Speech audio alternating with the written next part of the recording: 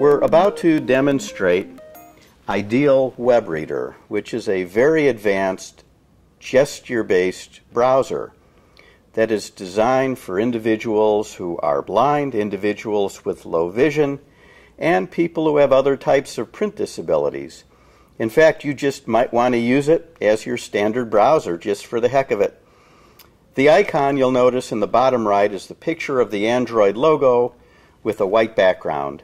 And I'm going to touch the logo and load the demo. It said loading. Speech demonstration with accessible browser. You can program your own gestures with this browser, which I'll show you in a moment, but let me just show you how the gestures work. Every time you do a swipe of the screen, you get a tactile feedback in the way of a vibration. So an individual who is blind, for example, will know that their gesture took. I'm going to swipe from left to right. This is a demo of Ideal Group's fully accessible Android browser, Ideal Web Reader. Ideal Web Reader has a ton of settings that help individuals with print disabilities. We can also just command it to read from the top of a page down to the bottom of the page by a counterclockwise circle. So I'm going to draw a counterclockwise circle. Users can fully customize how this browser reads web pages. I can read alternate text tags, for example, photo of the White House with a fountain in the foreground. I've now stopped the speech by stroking down, and let's say I want more granularity and I want to have the browser read me each word one at a time. If I do an upside down check mark, sentence, it's going to read by sentence.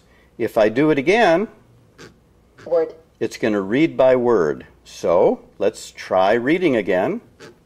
Photo.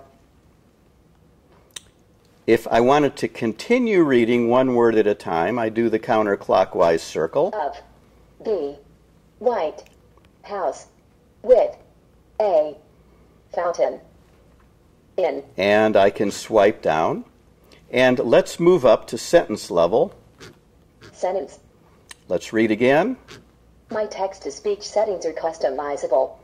And I'm stroking down to stop the browser from reading.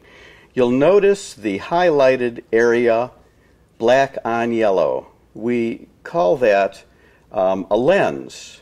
So when we go into settings and you see the word lens, you will know what we're talking about as compared to the actual text and background color of the web page that we are viewing. I'm going to press Menu, which will take us to Settings, and we can look at some of the settings for this application. Remember I mentioned the black on yellow area is called the lens. You can either opt to use the lens or not. It will highlight the text of the web page without the lens, but the lens can be used to increase the size of the text, to alter the foreground and background colors. The font size also has a lot of selections from tiny to huge. We will click Cancel and we'll continue scrolling up. You can change the line spacing and the word spacing and the letter spacing in this browser.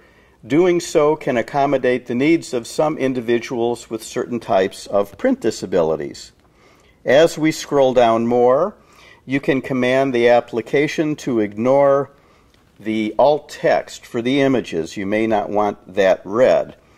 You can actually load images, which will give you the opportunity to view an image in a magnified way using one of our other free applications. Define My Gestures is designed to prompt the user with a function, and then that user enters a gesture. Draw the gesture for next. The gesture for next. Normally I would swipe straight across from left to right.